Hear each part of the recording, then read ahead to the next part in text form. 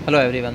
आज हम पढ़ेंगे शिक्षा सामाजिक प्रक्रिया के रूप में किस प्रकार काम करती है। शिक्षा एक समाज की एक उपव्यवस्था है या शिक्षा समाज का एक अंग है जो कि समाज का निर्माण करती है। एक वृद्ध व्यवस्था के रूप में समाज का निर्माण करती है और शिक्षा उस समाज में उसकी संस्कृति पर प्रभाव डालती है, परिवारों पर प्रभाव डालती हैं, अर्थव्यवस्था पर प्रभाव डालती हैं, वहाँ के राज्य या शासक वर्ग पर प्रभाव डालती हैं और वहाँ के धर्म। और हम इस रूप में भी कह सकते हैं कि वहाँ का धर्म जिस प्रकार का होगा उसी प्रकार की शिक्षा व्यवस्था होगी, जिस प्रकार का राज्य या शासक वर्ग होगा उसी प्रकार की शिक्षा होगी, जिस प्रकार की अर्थव्यवस्था होगी उसी प्रकार की शिक्षा होगी, जिस प्रकार की संस्कृति होगी उसी प्रकार की शिक्षा होगी, जिस प्रकार का पारिवारिक माहौल होगा उसी प्रकार की शिक्षा होगी और जिस प्रकार का समाज होगा उसी प्रकार की। यानी शिक्षा से ये सारे घटक प्रभावित होते हैं और इन घटकों से शिक्षा प्रभावित होती है। एक दूसरे पर अन्योन्याश्रित रूप से इनका संबंध है। शिक्षा व्यवस्था को समझने से पहले हमें व्यवस्था क्या है इसको पढ़ना पड़ेगा। तो देखिए, किसी स्कूटर का हम उदाहरण अगर लें तो उसमें ब्रेक, स्टीयरिंग, बैटरी, बहुत सारे कलपुर्जे होते हैं, पहिए, बहुत सारे कलपुर्जे होते हैं और ये सभी अपना अपना एक विशिष्ट काम करते हैं। यदि इनमें से कोई भी पुर्जा अगर ख़राब हो जाए या ठीक से काम नहीं कर रहा है तो स्कूटर काम नहीं कर सकता। इस प्रकार विभिन्न जो स्कूटर के जो पुर्जे हैं वो उसके घटक हैं और ये एक दूसरे पर अन्योन्याश्रित हैं। यदि कोई भी एक घटक काम नहीं करता तो अन्य घटक भी उससे प्रभावित होते हैं और स्कूटर चल नहीं पाता।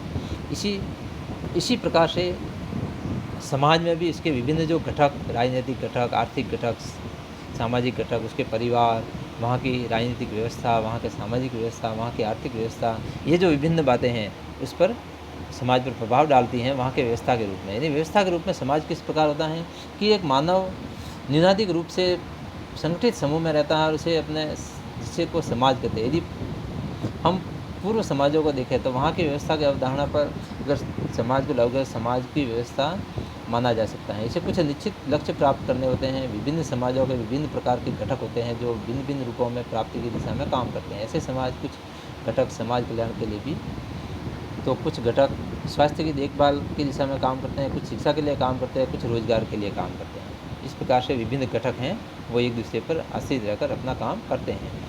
यदि समाज के ये सभी विभिन्न वर्ग संबंधित होकर प्रभावी रूप से कार्य नहीं करें तो समाज का जो परम लक्ष्य है, समाज का जो स्थायी करण है, उसकी प्राप्ति संभव नहीं हो पाती है। समाज के प्रत्येक वर्ग का सुचारू कार्य इन विभिन्न घटकों द्वारा ही होता है और इसके विभिन्न घटक आर्थिक व्यवस्था, राजनीतिक व्यवस्था, वहाँ का परिवहन, वहाँ की संचार व्यवस्था, शिक्षा व्यवस्था, ये सारे के सारे इसमें आते हैं। समाज की एक उपव्यवस्था के रूप में शिक्षा किस प्रकार काम करती है। सहज समाजीय व्यवस्था में शिक्षा उपव्यवस्था के रूप में समाज की एक प्रक्रिया को पूरा करती है, इसके एक कार्य को पूरा करती है। अर्थात बच्चे को अपने भावी जीवन में निभाई जाने वाली जो प्रौढ़ भूमिका, यानी अपने बड़ा होकर वो क्या करेगा, उसके लिए किस प्रकार क्या करेगा, उसके भावी जीवन की तैयारी करती है शिक्षा और इस प्रकार समाज को कायम रखती है। शिक्षा अन्य उपव्यवस्था जैसे परिवार, अर्थव्यवस्था, समाज के घनिष्ठ संबंध रखते हुए काम करती है। उदाहरण के तौर पर किसी देश की राज्य की नीतियाँ वहाँ की शिक्षा व्यवस्था पद्धति की कार्यविधि को प्रभावित करती हैं। अर्थव्यवस्था द्वारा वहाँ की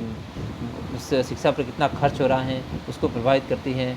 इसी प्रकार से वहाँ की जो विभिन्न जो घटक हैं वो पारिवारिक पृष्ठभूमि शिक्षा को प्रभावित करती हैं। इसका उनके हर घटक शिक्षा को प्रभावित करता है। नई पीढ़ी का सामाजिकरण शिक्षा का प्रमुख उद्देश्य होता है और समाज का उद्देश्य यही है कि वह अपने अस्तित्व और स्थायीकरण की मूलभूत जो स्थितियाँ हैं, मूलभूत स्थितियों के लिए बच्चों को तैयार करती हैं और बच्चों में समाज द्वारा अपेक्षित शारीरिक, बौद्धिक और नैतिक व्यवहारों के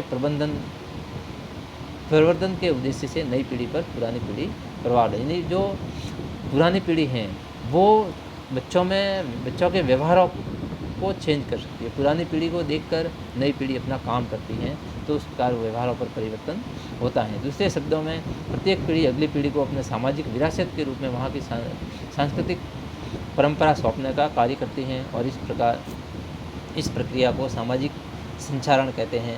यानी आगे से आगे समाज में चलना। विद्यालय शिक्षा पाने से कहीं पहले बच्चे का सामाजिकरण उसके प्रारंभिक वर्षों में ही परिवार के परिवेश से शुरू हो जाता है। यानी विद्यालय में शिक्षा प्राप्त करने से पहले ही वह परिवार में रहकर बच्चे का सामाजिकरण तो प्रारंभ हो जाता है। यह बड़ों के प्रति आदर भाव, सहभागिता की भावना, दूसरों के प्रति उदारता, ईमानदारी जैसे मूल्य वो अपने परिवार से ही सीखते हैं।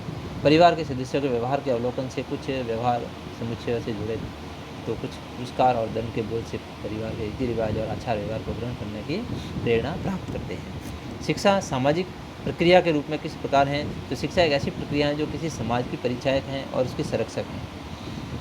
शिक्षा ऐसी सामाजिक संस्था है जो वर्षों से ज्ञान, कौशल, व्यक्तिक या सामाजिक या मूल्य आदि को सिखा करके नया सामाजिक प्राणी बनाती है। यानी एक बालक को एक सामाजिक प्राणी, समाज में रहने लायक बनाती है शिक्षा। उसमें मूल्यों का, उसमें ज्ञान, कौशल और मूल्यों को प्रभावित करके समाज में रहने लायक बनाती है। दूसरे शब्दों में हम कह सकते हैं कि शिक्षा सामाजिकरण की ऐसी प्रक्रिया है जो जिसके माध्यम से संस्कृति का संचार होता है और छोटे बच्चों द्वारा व्यवहार प्रतिमान अपनाए जाते हैं। समाज विद्यालय और महाविद्यालयों के कुछ ऐसी विशेष सुविधाएं उपलब्ध करवाता है जहां सामाजिकरण की प्रक्रिया वो औपचारिक रूप से करता है। हमें ज्ञान, कौशल और मूल्यों का सुविचारित संचालन होता है। समाज प्रक्रिया के संगठन उसे क्रियान्वित करने के लिए व्यक्तियों के नियुक्ति, मानकों की स्थापना, सामग्री आदि के व्यवस्था के रूप में हम सुविधाओं को समाज पैदा करता है। शिक्षा का समाज पर प्रभाव किस प्रकार होता है? एक और यदि यह बात सत्य है कि समाज शिक्षा को प्रभावित करता है, दूसरी ओर यह बात भी सत्य है कि शिक्षा समाज के स्वरूप को निश्चित करती है और उसकी सांस्कृतिक, धार्मिक, राजनीतिक, आर्थिक स्थिति को प्रभावित करती है। शिक्षा मानव समाज की आधारशिला है और ये समाज का निर्माण करती हैं, उसमें परिवर्तन करती हैं, उसका विकास करती है। शिक्षा और समाज की भौगोलिक स्थिति। पहले युग में, प्राचीन युग में भौगोलिक परिस्थितियों का दास होता था मानव। यदि चारों तरफ नदियाँ होती थी तो वो बीच में से कहीं आ जा नहीं सकता था, लेकिन या पहाड़ियों के अंदर अगर घिरा हुआ आता था तो उसको आने जाने में बहुत सारी कठिनाइयाँ होती थी। लेकिन आज पहाड़ों को चीर कर सड़कें बनाई जाती हैं, नदियों पर पुल बनाए जाते हैं। इसी प्रकार हवाई जहाज़ों द्वारा एक से दूसरे स्थान समुद्र को भी लांघ सकता है।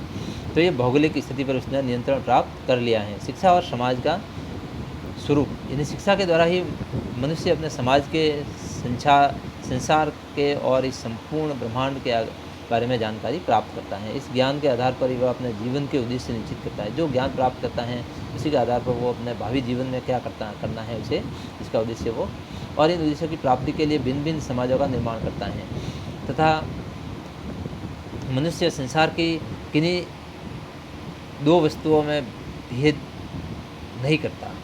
यानी जब मनुष्य बच्चा पैदा होता है तो वह किसी भी चीज़ में भेदभाव नहीं करता, उसके लिए सब समान है। लेकिन यहाँ पर अगर वो इसको ईश्वर से विमुख व्यक्ति मिल जाए तो वो भौतिक पैमाने पर बहुत कुछ करता है, और अगर मनुष्य में अनेक प्रकार के भेद करने लगता है। इस प्रकार भिन्न भिन्न विचारधाराओं के व्यक्तियों के समाज के भिन्न भिन्न रूप होता है, और शिक्षा एक और समाज के स्वरूप की रक्षा करती है तो दूसरी ओर आवश्यक उसमें जो चेंजेज होते हैं, परिवर्तन होते हैं, वो भी करती है।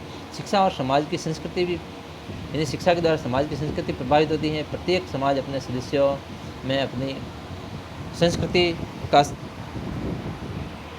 संक्रमण शिक्षा के द्वारा ही करता है। इस प्रकार शिक्षा किसी समाज की संस्कृति का संचरण करती है और मनुष्य शिक्षित हो जाता है तो वह अपने अनुभवों के आधार पर अपनी संस्कृति में परिवर्तन करता है। यानी इसके जो रूढ़ियाँ हैं या जो पुरानी जो संस्कृति है, प्राचीन जो रूढ़ियाँ चली आ रही हैं, उसमें वो शिक्षा के द्वारा ही चेंजेज करता है।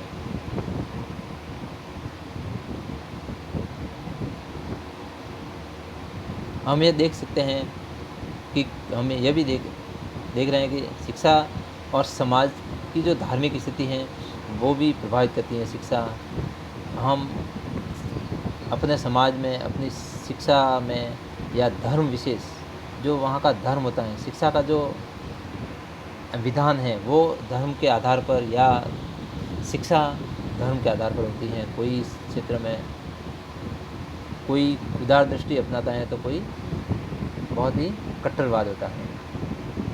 संसार के विभिन्न धर्म अपनी अपनी शिक्षा का विधान करता है, और कोई समाज अपनी शिक्षा में धर्म को स्थान तो नहीं देता, लेकिन जो समाज धर्म में स्थान देता है वहाँ पर धार्मिक कट्टरता पाई जाती है। दूसरे प्रकार के समाजों में धार्मिक उदारता भी पाई जाती है, और कुछ समाजों में भौतिक विज्ञान शिक्षा से धार्मिक कट्टरता, अंधविश्वासों का करती है। तो दूसरी ओर बढ़ती हुई सामाजिक अराजकता से मनुष्य शिक्षा को वास्तविक वर्ग पर आधारित करने की ओर उन्मुख होने लगता है। शिक्षा के अभाव में धर्म के वास्तविक स्वरूप को हम समझ नहीं पाते। इसलिए शिक्षा या धर्म शिक्षा को प्रभावित करता है या शिक्षा धर्म को भी प्रभावित करती है। शिक्षा और समाज की राजनीतिक स्थिति, वहाँ के राजनीति पर भी, यानी उसको अपने अधिकारों और कर्तव्यों का बोध कराती है शिक्षा, और अपने विचारों में सत्य असत्य में भेद कराना सिखाती है। शिक्षा के समाज की जो आर्थिक स्थिति है उस पर भी प्रभाव डालती हैं, और वहाँ उस देश की या उस राज्य की आर्थिक स्थिति किस प्रकार की है उसी उतना ही वो अपने शिक्षा पर खर्च कर पाता है, और इसी प्रकार की वहाँ की शिक्षा होती है। इसी प्रकार से अच्छी शिक्षा अगर अच्छी होगी तो वहाँ का जो अर्थव्यवस्था है वो भी अच्छी होगी। पहले हमारे यहाँ पर जो शिक्षा है वो रोटी कपड़ा और मकान की जो शिक्षा है, यानी उसको अपने भावी जीवन में किस प्रकार से इस समाज में रहना है और इस समाज में किस प्रकार अपनी आजीविका चलानी है, उस प्रकार की वो शिक्षा प्रदान की जाती है। शिक्षा और सामाजिक परिवर्तन, यदि एक और बात सत्य है कि समाज शिक्षा में परिवर्तन करता है, तो दूसरी और ये बात भी सत्य है कि शिक्षा के द्वारा सामाजिक परिवर्तन होता है।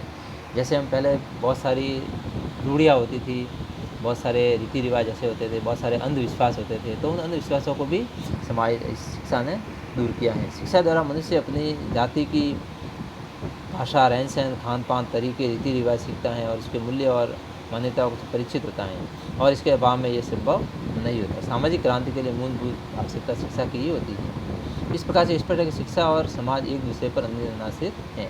सामाजिक लक्ष्य से जो उद्भूत हैं वो विद्यालय के उद्देश्य क्या है, यानी सामाजिक लक्ष्य क्या है विद्यालय के। किसी भी समाज में जो कुछ वांछनीय माना जाता है यही शिक्षा में और संस्कृति के सभी पक्षों में उसकी उपेक्षा का मानदंड बन जाता है। प्रत्येक संस्कृति के अपने मूल्य और मूल्य तंत्र होते हैं। प्रत्येक समाज में क्या वांछनीय है और क्या अवांछनीय है, उसके बीच विभेद किस प्रकार करना है, इस प्रकार उसकी अवधारणाओं से एक मूल्य मंत्र निर्मित हो जाता है। किसी समाज के सदस्य जिन मूल्यों को सामान्य रूप से मानते हैं उन्हें सांस्कृतिक मूल्य कहा जाता है, जैसा कि उल्लेख किया गया है।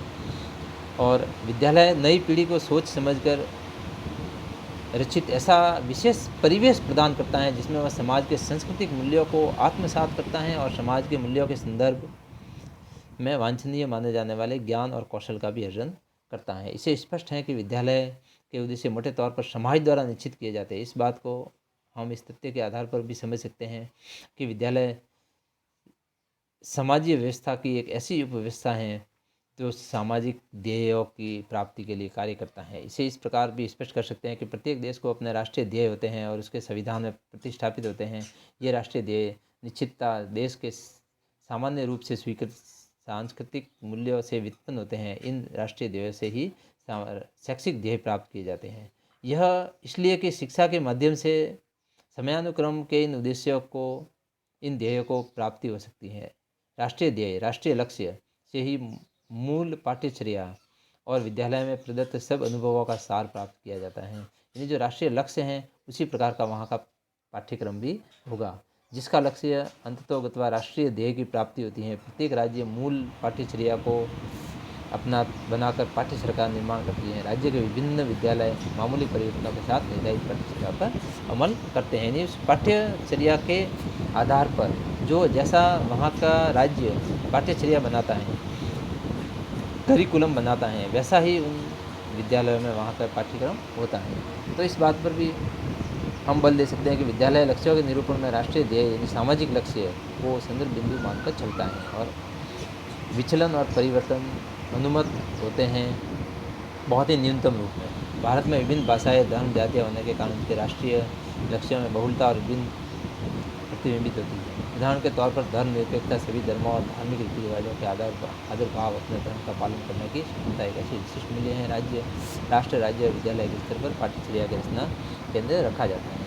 इस प्रकार शिक्षा एक समाज का निर्माण करती है, समाज के स्वरूप का निर्माण करती है, और जिस प्रकार का वहाँ का समाज होगा उसी प्रकार की वहाँ की शिक्षा होगी, और जिस प्रकार की वहाँ की शिक्षा होगी उसी प्रकार का वहाँ का समाज होगा। इस प्रकार से शिक्षा और बालक का सामाजिकरण शिक्षा के द्वारा ही संभव है।